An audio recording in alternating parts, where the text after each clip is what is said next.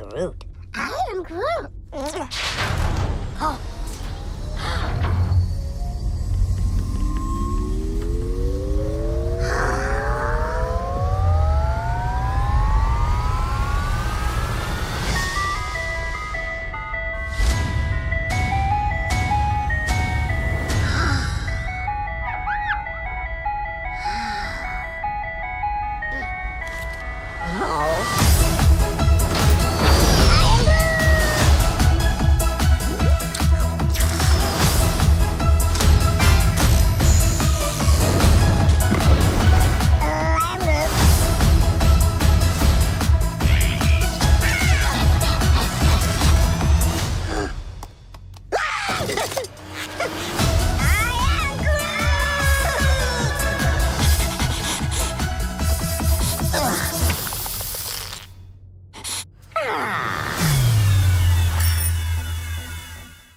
Welcome back, everyone. Marvel just dropped a trailer for I Am Groot Season 2. There are 5 new short episodes they're releasing, and this season, there's a whole bunch more crossover going on with the Watcher returning from What If. Also explain what's going on with What If Season 2 and how that connects with all the multiverse stuff like Loki Season 2, Avengers 5 Kang Dynasty, and Alpha Groot with Rocket's new Guardians of the Galaxy team. So if you're brand new to the channel, be sure to subscribe to get everything.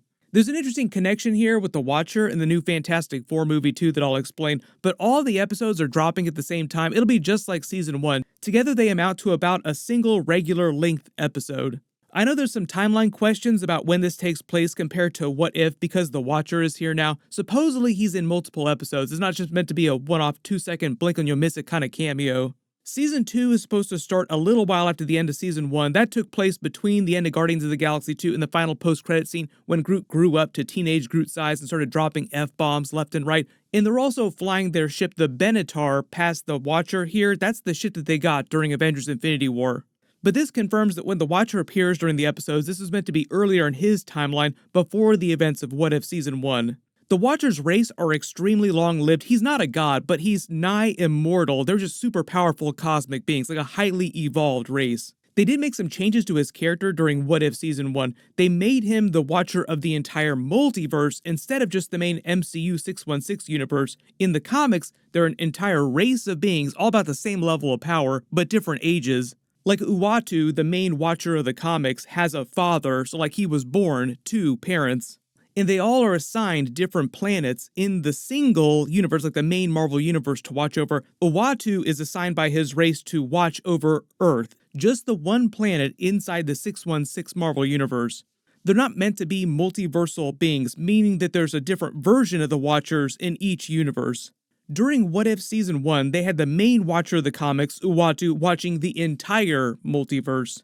And they dealt with this at the end of the season, but the Watcher's oath is for non-interference. He literally is only supposed to watch events unfold, never take part. During What If, they did the episode What If the Watcher broke his oath and interfered to try and stop Ultron, who had assembled all 6 Infinity Stones and taken Vision's body to become what they were calling the Infinity Ultron.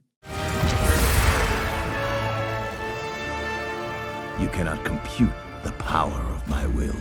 The only reason he stepped in then is because he felt had he not, Ultron would have destroyed the entire multiverse, all of reality, which is kind of what's happening in Avengers 5 Kang Dynasty and Avengers 6 Secret Wars anyway. Hold on a second, we can't destroy the entire multiverse for a couple more movies. I just did a video for the new Fantastic Four movie that they're making, and the interesting connection with the Fantastic Four is that the Watcher appeared for the first time in Fantastic Four comics, issue number 13 in the early 1960s. Soon after then, he broke his oath for the first time when he confronted Galactus when he was introduced also in those early Fantastic Four comics during a story called The Coming of Galactus.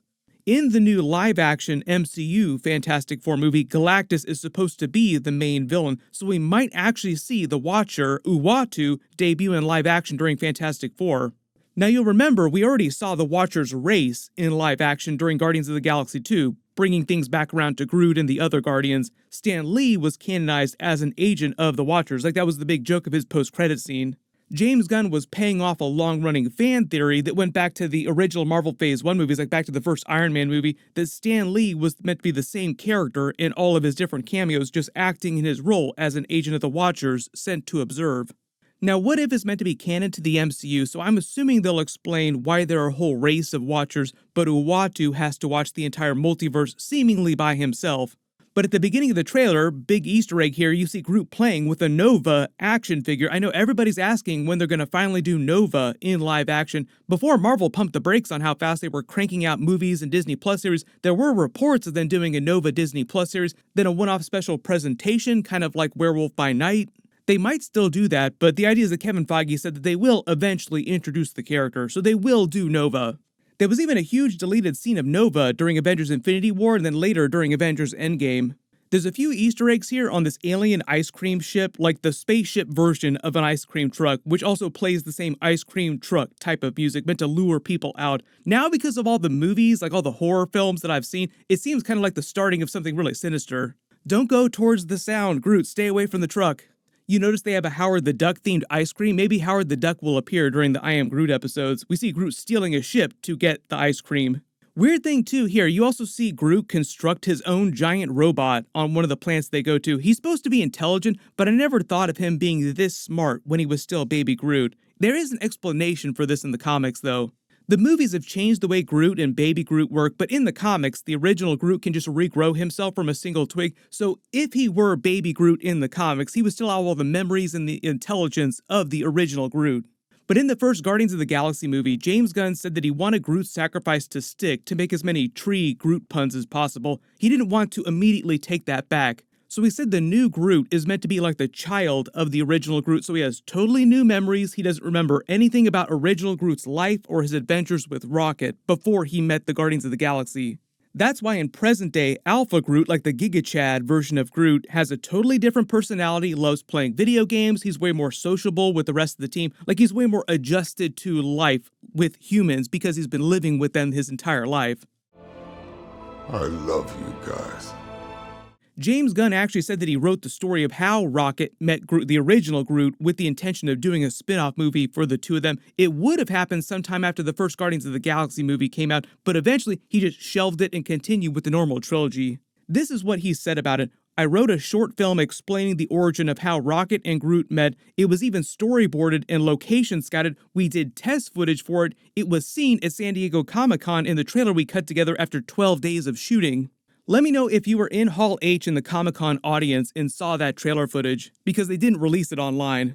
Then he goes on to say, but I didn't have time to do it as Volume 1 amped up. In it, Tibius, Lark, Groot, and Rocket were all imprisoned in a deep well in the ground. Tibius was on the verge of dying. He explained to Rocket that he had been caring for Groot for years in an alien zoo. Tibius was meant to be a former zookeeper in a shitty galactic zoo.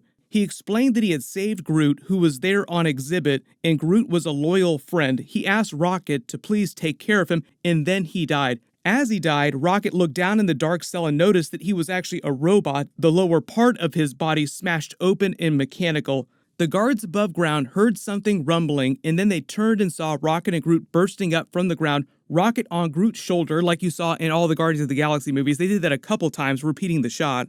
They even reversed it with Groot on Rocket's shoulder at one point. And in Rocket's hands was a machine gun made from Tibius Lark's body, and he shot all the guards. They escaped and were together until they met the Guardians. If you remember, Rocket is actually meant to be a genius. James Gunn explained during Guardians of the Galaxy 3, if it wasn't already apparent. He also made Nebula's brand new arm in Guardians of the Galaxy 3 on his own. I think that was meant to be his thank you for her bringing him Winter Soldier's arm. Still wondering how Winter Soldier is going to get another arm or get that arm back. Maybe Rocket just took it back to him at some point.